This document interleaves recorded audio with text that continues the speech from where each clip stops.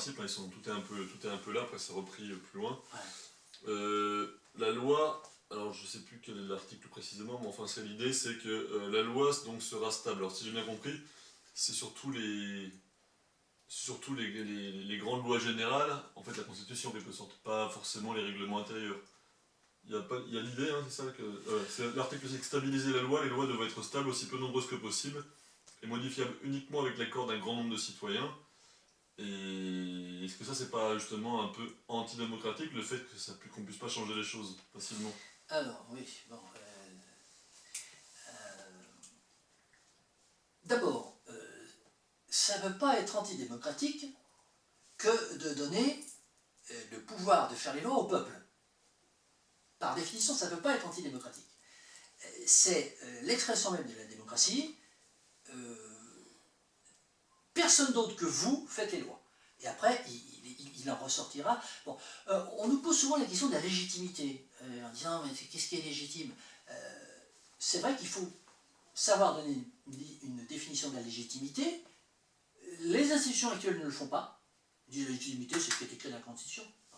D'un point de vue éthique, la légitimité, qu'est-ce que c'est? Ben nous, on dit, c'est le peuple. Voilà. Alors, c'est un parti pris qui est... Alors, c'est vraiment la clé de voûte de tout. Hein. On peut très bien dire, non, la légitimité, c'est une minorité éclairée. Bon, voilà, on a une autre vision. Nous, la légitimité, à partir du moment où c'est le peuple qui est ici, c'est légitime. Donc, avec ça, ça clôt, je dirais, toutes les discussions de ce genre. Mais...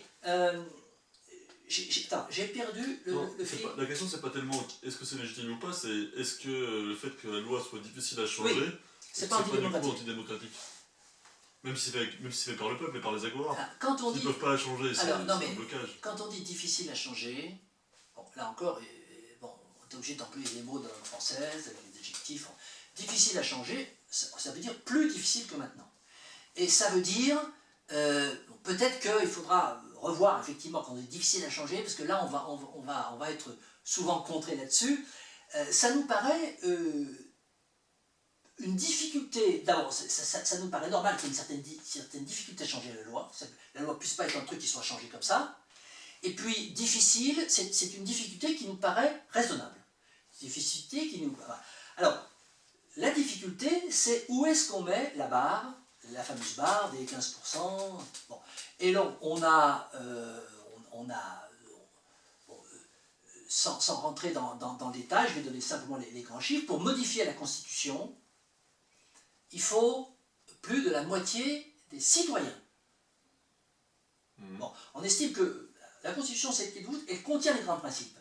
Donc, modifier un grand principe, c'est quand même très important parce que derrière, on va pouvoir faire des lois différentes si on a modifié le grand principe. Bon, on dit que pour modifier la Constitution, il faut que plus de la moitié des citoyens, 51% des citoyens, soient d'accord. Ils viennent voter, quoi.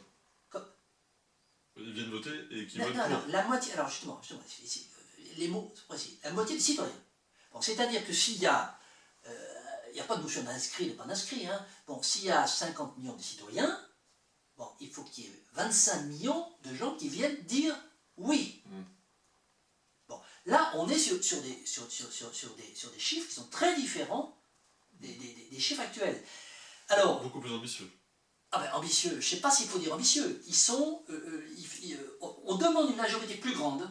Enfin, d'ailleurs, il faut être plus précis pour le coup, parce que c'est 25%, ce serait 50% des citoyens en âge de voter. Non, des citoyens. On a mis la définition du citoyen. Citoyen, il a quel âge? Eh ben la majorité pour nous est à 16 ans. C'est ça. Okay. Voilà. Bon. Donc c'est tous les citoyens qui ont 16 ans. Voilà. Bon. Donc on est sur des trucs plus élevés actuellement, puisqu'actuellement pour modifier la Constitution, alors bon, c'est difficile de comparer, parce que pour modifier la Constitution, il faut d'abord déclencher un référendum. Pour déclencher un référendum, il faut s'appeler président de la République. C'est pour ça d'ailleurs qu'on a pris cette voie, qui pour nous est la seule pour essayer d'avoir. Ensuite, pour modifier la loi, c'est 50% des votants, sous réserve que le nombre de votants soit au moins égal à 50% des citoyens. Voilà. Bon, alors on a mis ces ces critères qui nous paraissent équitables, qui nous paraissent justes, et qui sont plus élevés que ceux d'aujourd'hui. Alors ça ne veut rien dire. Si on se base sur le référendum, c'est plus élevé que le référendum. Ensuite, la loi elle est votée, bon, on l'a vu, lorsqu'elle est votée par un fonctionnaire, là, n'en parlons pas. Et lorsqu'elle est votée par des députés, on est sur une démocratie représentative. Les députés sont votés avec le scrutin majoritaire, c'est-à-dire qu'ils peuvent avoir très peu de voix, etc. Bon, c'est difficile de comparer les deux systèmes. La seule chose qu'on peut dire, c'est combien nous, on demande qu'il y ait de citoyens pour changer la loi. Ça ne nous paraît pas exorbitant. Ça nous paraît raisonnable. Ça va discuter aussi. Oui. Toujours dans la question de la démocratie, ce que j'ai trouvé très intéressant, à mon avis, c'est une des innovations, enfin de mon point de vue, après c'est très subjectif, majeure de ce principe, c'est justement le fait qu'on développe finalement ce que j'appellerais la démocratie directe et participative, c'est-à-dire qu'à la fois on utilise beaucoup plus la démocratie directe, donc on fait voter l'ensemble des citoyens, mais que c'est les citoyens qui la formulent. Parce qu'aujourd'hui on a l'un ou l'autre, ou une démocratie directe, mais c'est l'État qui décide, donc il fait un peu ce qu'il a envie pour la formulation, ou une démocratie participative, mais du coup les citoyens ne décident pas. Donc là voilà. En fait c'est un peu la généralisation, j'imagine, de ce qui se fait d'ailleurs en Suisse, ou ce qui aurait pu se faire en France si ça n'avait pas été tronqué, des référendums d'initiative populaire, mais à long terme. Donc ça c'est très intéressant. Tu veux dire des choses dessus ou... Non. Ouais. Ça me paraît vraiment le plus intéressant, le plus novateur, et il faudrait vraiment que ça se développe. D'autant que c'est pas si révolutionnaire que ça finalement, puisque ça existe en Suisse. Et il faut regarder concrètement comment ça se met en œuvre, mais ça manque vraiment à la France. Vraiment. Et en plus ils sont une fédération, donc voilà. Oui, donc la question par contre, c'était pour mettre en œuvre ces décisions par référendum, vous avez donc décidé de créer des agoras, et donc qui contiennent, je ne sais plus combien de personnes, les agoras ? 3500. 3500 personnes, voilà. Donc par exemple, si on prend comme un exemple concret la ville de Besançon, il n'y a pas beaucoup de salles à Besançon qui peuvent contenir 3500 personnes, je crois même qu'il n'y en a aucune, peut-être une. Et là, comme il en faut beaucoup, puisque j'avais calculé plus ou moins qu'il fallait au moins construire pour la France 20 000. Alors ça fera pour le coup, ça fait de la croissance et une empreinte écologique forte. Et ça va poser un problème. En été, on peut se mettre dehors, mais avec un micro, mais en hiver, c'est compliqué. Voilà, alors ça c'est une question assez technique. Alors déjà les chiffres, c'est pas ça. Enfin, c'est pas ça, c'est ça, mais il faut les recalculer. Quand j'ai dit 3500, en fait c'est 500. Des salles de capacité de 500 personnes, parce qu'on a des agoras qui fonctionnent en 3-8, 7 jours sur 7. Et il y a 3 séances possibles par citoyen par semaine. C'est pour ça chaque agora gère 3500 citoyens, mais elle a une capacité que de 500. Bon. Alors justement... Donc du coup, c'est plus le chiffre que tu viens de citer. Du coup, c'est moi, parce que là, je faisais de mémoire. D'ailleurs, les chiffres sont cités 100 agora par département. C'est suffisant, pour le coup. 100 agora par 100 départements, ça fait 170 000. Hein, 10 000 par 3500, ça fait bien 35 millions. Bon, on est dans les ordres de grandeur. Bon, 100 agora par département, bon, voilà l'idée. Alors, les salles, on ne construit pas de salles. C'est des salles, capacité de 500 personnes, on réaffecte toutes les mairies. Toutes les mairies sont réaffectées en agora. Mais 500 personnes, tu vois ce que c'est? C'est un grand amphithéâtre. À Besançon, il n'y en a qu'un. Un ou deux. Oui, mais bon, on réaffecte les mairies, on abat les cloisons. Bon, là, on entend... C'est pas un problème, c'est un problème juste de coût, il faut juste investir un peu d'argent. Oui, alors ça, on l'a chiffré aussi. On a chiffré aussi, on a chiffré... on ne construit pas l'agora, on réaffecte les mairies. Les mairies, il faut des salles de 500 personnes. On abat les cloisons et tout. Bon. 100 mairies par département, c'est sans problème. Bon. Et on a calculé, alors ça c'est aussi dans un des comptes rendus, on a calculé combien coûtent les élections. Hein, alors alors, élection sénatoriale, départementale, monumentale. C'est un investissement qui est vraiment chiffré en centaines de millions, mais négligeable. C'est vrai que c'était assez difficile de modifier justement les grandes lois parce qu'il fallait, je ne sais plus quel est le critère, mais un certain nombre de personnes présentes pour modifier, comme la constitution actuelle. C'est quand même pas facile. Alors, le dispositif qu'on propose, hein, et il y a un certain nombre de barrières, effectivement. On ne va peut-être pas entrer dans le détail, mais prendre les idées forces. La loi sera plus difficile à modifier avec notre système qu'elle est actuellement. Ça, c'est clair. Sera plus difficile parce que le parcours est plus long, et puis qu'il faut une majorité plus importante. Une majorité que nous, on trouve normale, c'est-à-dire la moitié des... Non, alors qu'aujourd'hui, les lois... Alors, bon, je vous demande de bien redire ces chiffres qui sont simples. Aujourd'hui, on a 140 000 lois.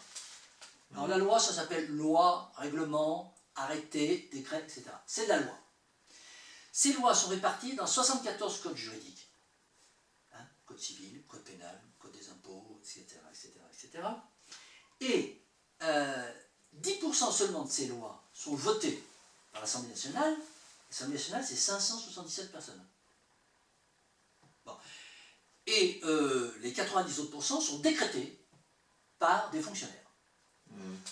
Un petit bémol pour les maires, qui sont quand même un petit peu élus, mais qui vont prendre des arrêtés dans le cas d'une minorité vraiment très minoritaire. Donc, aujourd'hui, rien de plus facile que de modifier une loi. Je répète, rien de plus facile que de modifier une loi. Je sais qu'un préfet ponde quelque chose, avec l'accord de ses supérieurs, qu'un ministre, voilà, et que l'Assemblée nationale se réunisse la nuit, comme ça, de temps trop mouvement, et vote. Alors, mais du coup, il y a un paradoxe, parce que d'un côté, vous voulez que la loi soit difficile à modifier, en même temps, là, dans l'idée, c'est de dire qu'il faut qu'elle soit adoptée sans amendement. Donc ça veut dire que là, les citoyens seraient prêts à l'adopter sans la demander par référendum, oui, non, et après, ça serait très difficile à modifier. Donc s'il y a des éléments qui dérangent certains citoyens, bah, de fait, ils vont répondre non.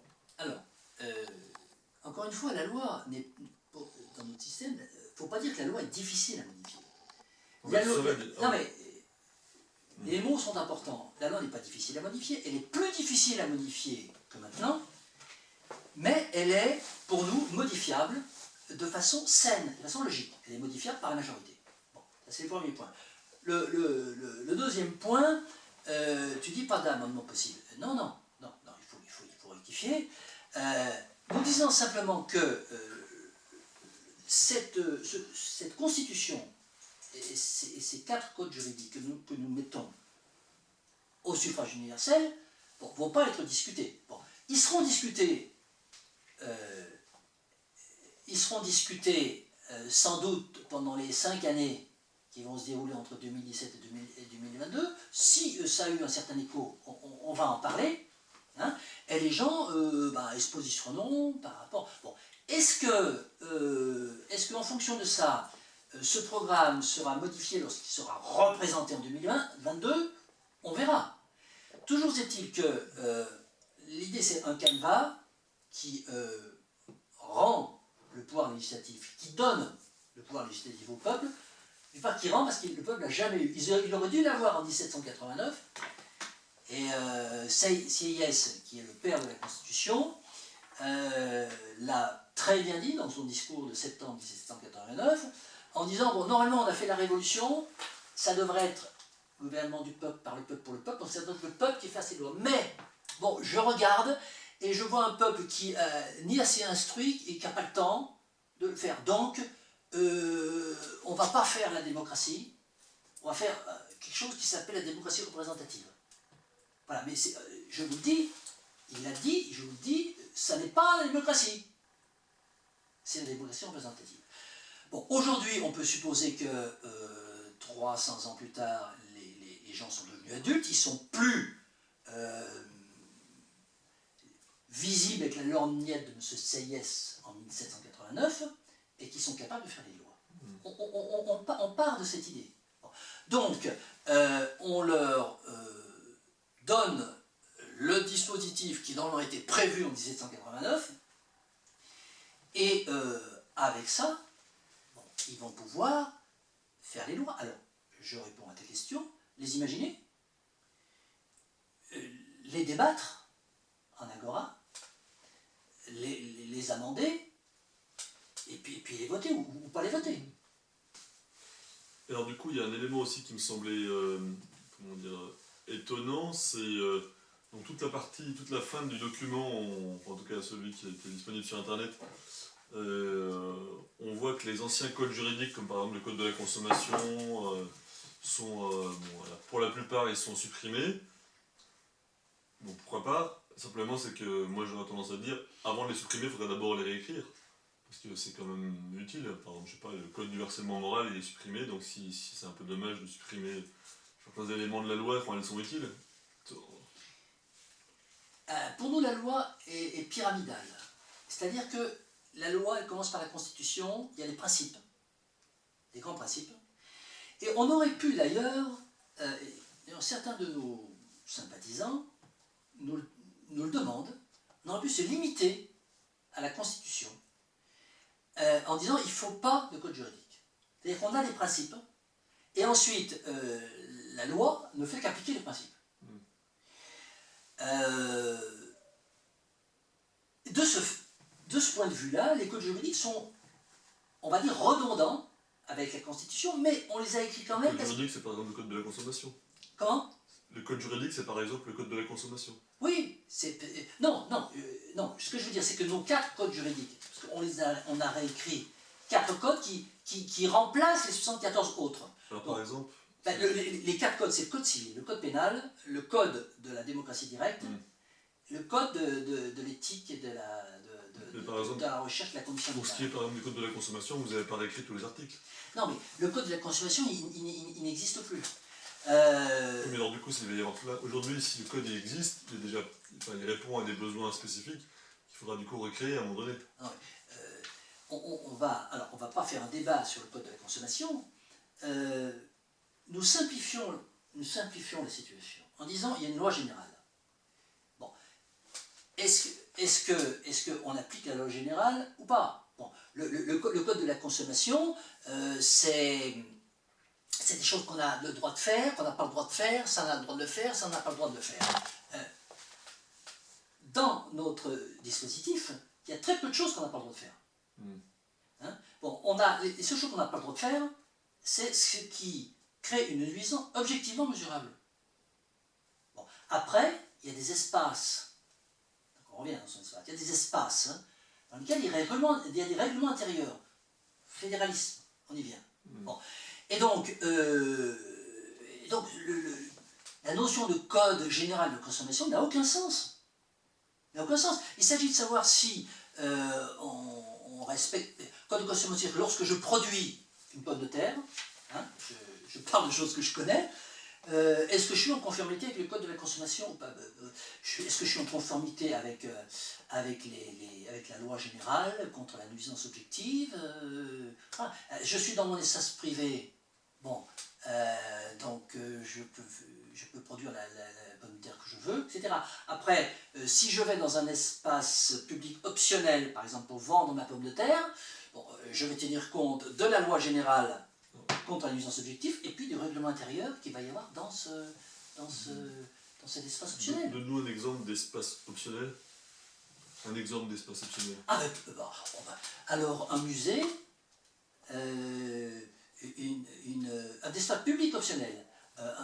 Donc c'est quelque chose qui appartient à la collectivité, un musée, un stade, si tant est qu'il appartient à la collectivité. Tout espace qui appartient... Alors, un marché, par exemple. En l'occurrence, quand on prenait l'exemple de la pomme de terre, c'était un espace optionnel lié. Si on a un marché, si je vends ma pomme de terre, c'est bien de partir d'exemples concrets. Si je vends ma pomme de terre dans la boutique de Thierry Brugvin, bon, je suis soumis à 2 types de corpus législatifs. Je suis soumis à la loi générale, c'est-à-dire qu'il ne faut pas que je crée une nuisance objectivement mesurable. Et ensuite, il ne faut pas que faut pas que je contrevienne au règlement intérieur que Thierry Brugvin a établi dans sa boutique. Bon. Si je vais vendre ma pomme de terre dans l'espace public naturel, bon, là, ça suppose que on n'est pas entré dans tous les détails, on n'a quand même pas fait une simulation, je dirais, au millimètre les millimètres. Supposons qu'il soit autorisé dans l'espace naturel, parce que dans l'espace naturel, on se déplace. Notre idée, c'est déplacement. Bon, il n'est pas dit qu'on puisse faire du commerce. Bon, supposons qu'on puisse faire du commerce dans l'espace naturel. Et ça, c'est quelque chose à écrire quelque part dans le code civil, puisque pour nous, le code essentiel, c'est le code civil. Puisque tout est civil. Du coup, l'activité économique est civile. Eh bien, je serais uniquement contraint à ne pas créer de nuisance objectivement mesurable. Si je vais sous un marché, dans un abri couvert, disons propriété de la collectivité, mais optionnel. Alors, espace public optionnel, un marché. Bon, je me conformerai au règlement intérieur. Et si là, l'espace public local dit qu'on ne veut pas de pommes de terre roses, bon, eh ben, je ne pourrais pas enlever de pommes de terre roses.